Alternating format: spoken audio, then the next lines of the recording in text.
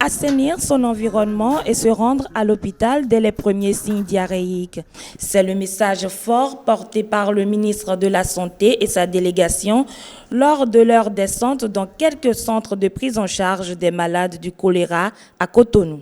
Les conseils que nous avons à prodiguer aux populations, c'est d'améliorer leurs conditions de vie, c'est-à-dire de respecter les mesures d'hygiène et d'assainissement.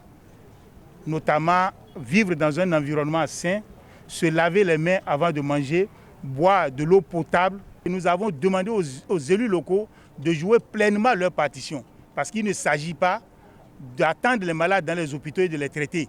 Il s'agit d'aller voir leurs conditions de vie et de les amener à améliorer leurs conditions de vie, à respecter les règles d'hygiène. Après la visite du centre de santé d'Aïla Wadje et d'un rescapé du choléra à Roulakome, cap a été mis sur le centre de santé d'Aïdjedo. Avec 61 cas enregistrés, cette zone vient en tête des statistiques sur le plan national. À cet effet, une séance de sensibilisation des chefs quartiers s'est avérée nécessaire.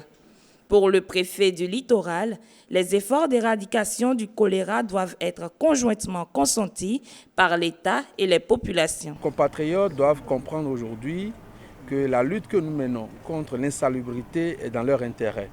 C'est l'occasion d'appeler l'attention, n'est-ce pas, de ces populations sur le fait que malgré les efforts du gouvernement à les sauver de cette épidémie, à les accompagner, à les soigner gratuitement, il faut le souligner, ces efforts seront toujours vains si elles continuent de vivre dans l'insalubrité.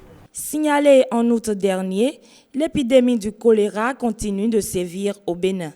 Selon l'Organisation mondiale de la santé, environ 25 cas de choléra sont enregistrés par jour depuis le 1er septembre. La prise en charge est gratuite, mais la meilleure arme d'éradication de ce mal demeure la prévention.